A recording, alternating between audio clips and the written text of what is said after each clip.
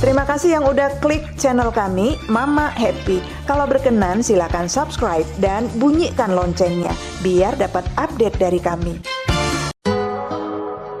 Assalamualaikum. Halo Mak, kali ini saya akan menceritakan kisah inspirasi dari seorang perempuan yang akhirnya bercerai dengan suaminya karena suaminya menikah dengan tetangganya di perantauan. Seperti apa kisahnya? Mari kita saksikan. Sebut saja namanya Esther, ibu rumah tangga 40 tahun dengan 3 anak. Suaminya Bonar, kawan satu sekolahnya dulu dari desa tetangga. Tapi waktu sekolah dulu, mereka malah jarang berkawan, jarang bertegur sapa. Jauh dalam lubuk hati Esther, dia berharap bukan laki-laki dari kampung tetangga yang akan jadi suaminya kelak. Karena menurut Esther, laki-laki Batak itu kalau nggak merantau berarti pemalas. Esther bilang begitu sama saya, Mak. Sejak lajang, si Bonar suka minum tua bersama kawan-kawannya, tapi nggak sampai mabuk. Bagi orang Batak, minum tua itu macam kebiasaan gitu, Mak. Nggak aneh kalau laki-laki Batak punya kebiasaan minum tua. Biasa itu di warung-warung, di lapu tua, kayak gitu. Begitulah Mak, setelah tamat SMA, Esther malah sering jumpa sama si Bonar di lapu tua. Karena setiap 2 hari sekali, Esther ngantar keripik dan gorengan ke lapu tua, di mana Bonar biasa minum tua di sana. Lama-lama, karena sering jumpa, sering bicara, jatuh cinta pula orang itu berdua. Kalau orang Jawa bilang, witing trisno jalarane soko kulino. Kira-kira kalau bahasa Indonesianya, cinta tumbuh karena terbiasa. Terbiasa bertemu, terbiasa ngobrol berdua maksudnya.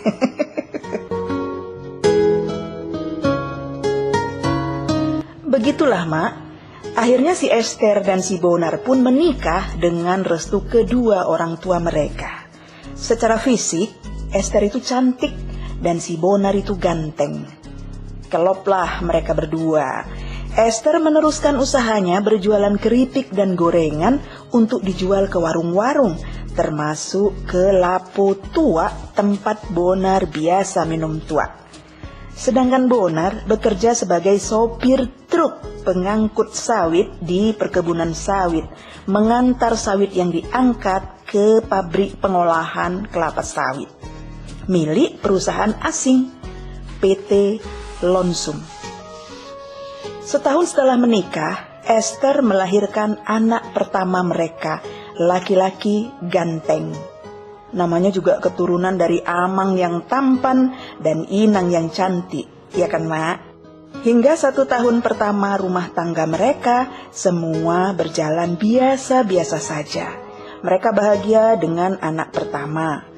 Lalu Esther pun hamil anak kedua. Lahir anak kedua itu, sempurnalah 2 anak laki-laki perempuan. Ini gayanya dibikin-bikin ini Mak.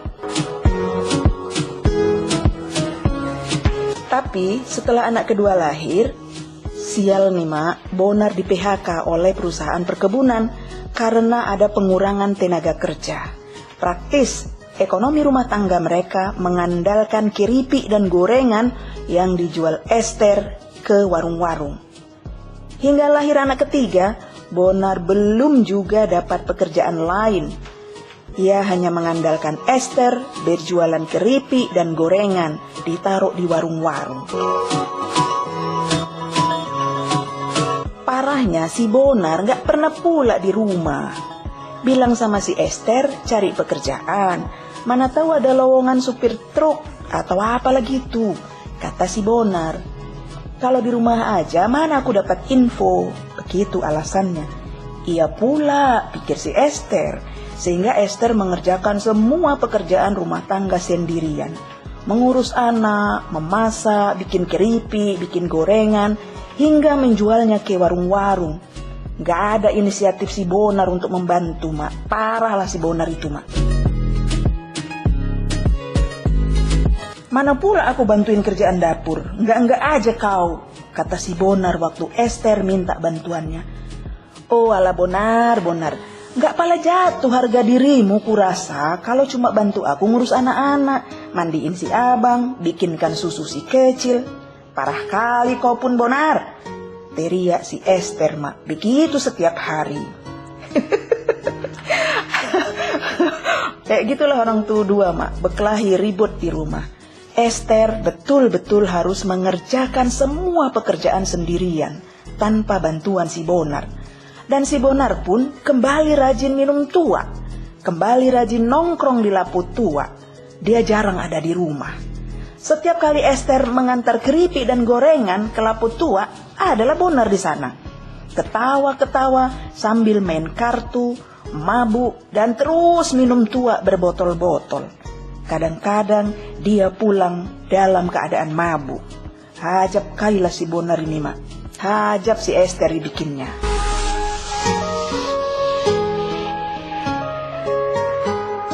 Hingga suatu hari si Esther lepas kontrol.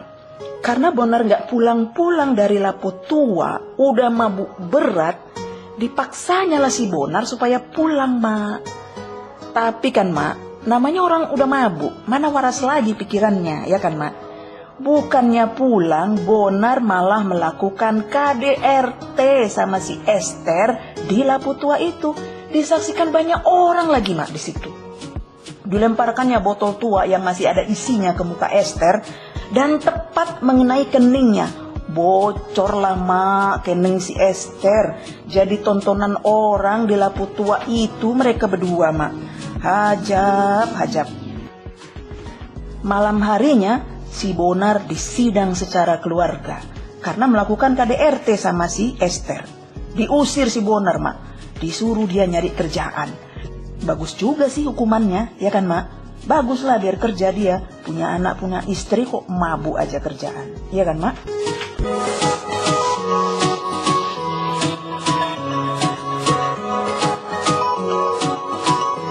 Suatu hari, tetangga depan rumah Esther kedatangan tamu. Rupanya si Duma. Duma adalah anak mereka yang merantau di Palembang dan pulang. Duma itu teman sepermainan Esther di kampung itu. Setelah suaminya meninggal 3 tahun yang lalu, Duma merantau ke Palembang. Bekerja di perkebunan lonsum juga di sana, ikut tulangnya. Duma dan Esther saling bertemu, saling berbagi kabar. Duma mengabarkan kalau ekonomi rumah tangganya mulai stabil. Dia membuka usaha di sana. Dia membuka warung katanya. Sementara tulangnya, pamannya maksudnya, adalah mandor perkebunan sawit di Palembang sana. Esther pun menceritakan, tapi kebalikannya. Ekonomi rumah tangganya morat-marit setelah Bonar di PHK. Dan Bonar makin parah tingkahnya. Esther malah jadi korban KDRT si Bonar. Kayaknya simpatilah si Duma mendengarkan cerita si Esther. Dipeluknya lah si Esther. Sabarlah kau Ter ya. Gitulah kata si Duma. Tiba-tiba Duma mengusulkan agar si Bonar ikut dia merantau ke Palembang.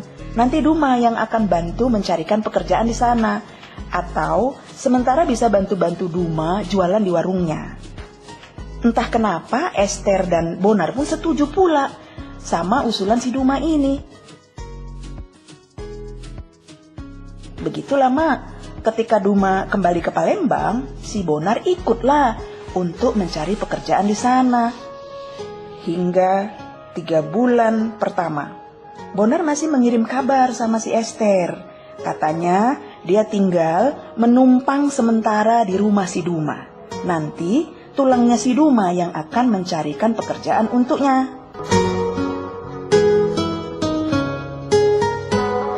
Pada bulan ke-6, Bonar mengabarkan dia sudah dapat pekerjaan menjadi sopir truk mengangkat buah sawit dari kebun ke pabrik.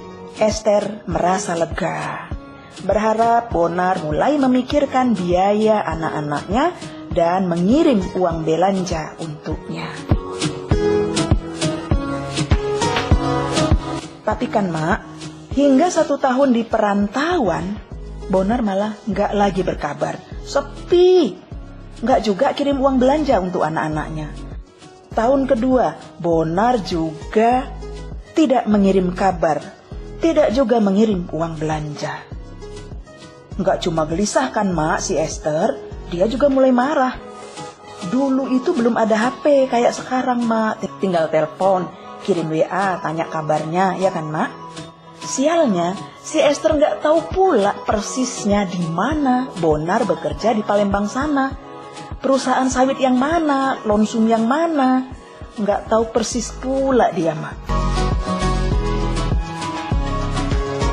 Tapi kan Mak, bukan Esther namanya kalau nggak nekat orangnya. Esther memutuskan menjemput Bonar ke Palembang. Nekat dia Mak. Dibawanya ketiga anaknya ke sana Mak. Dicari-carinya lah informasi perusahaan perkebunan tempat si Duma dan tulangnya tinggal di Palembang. Dapatnya Mak alamatnya. Naik bus dia Mak, 2 hari 2 malam menuju ke Palembang sana. Ke pedalaman sebuah perusahaan perkebunan sawit milik perusahaan asing. Esther akhirnya menemukan perumahan perkebunan di pedalaman Palembang sana. Dicarinya rumah si Duma, bukan si Bonar yang dicarinya. Dan hebatnya, hampir semua orang di kompleks perumahan perkebunan Lonsum itu Mak, kenal pula sama si Duma. Hebat juga si Duma ini. Oh, si Duma yang punya lapo tua itu kan, yang baru pulang dari Medan kan, yang bawa laki dari Medan kan, namanya si Bonar kan. Semua orang yang ditanya Esther nyaris menjawab serupa, menjawab kayak gitulah Mak.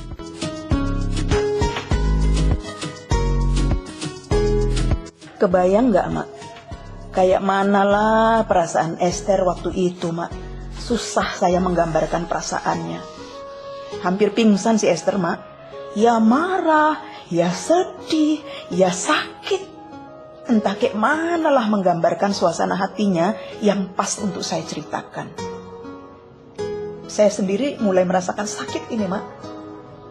Mulai merasakan jahatnya si Bonar dan Duma itu.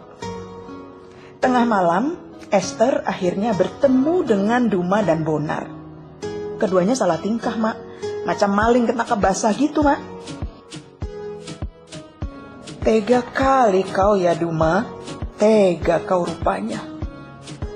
Cuma itu yang dikatakan Esther sambil menundukkan kepala. Bonar, aku cuma mau ngantar 3 anak ini.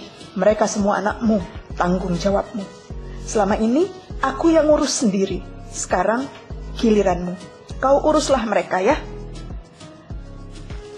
Urusan kita berdua, kita cakapkan nanti di musyawarah keluarga di Medan sana. Begitu kata Esther sambil menyembunyikan air matanya. Esther menahan tangis, menyimpan air matanya. Gak nangis dia Mak, gak nangis. Padahal hatinya luka dan sakit kali. Malam itu juga, disaksikan tulangnya si Duma, Esther menyerahkan ketiga anaknya kepada Bonar. Malam itu juga, dia meninggalkan rumah Duma, meninggalkan Bonar, meninggalkan ketiga anaknya di sana. Hatinya pilu Mak, hatinya hancur. Maafkan Inang sayang, ampuni aku Tuhan, bisik hatinya perih dan pilu.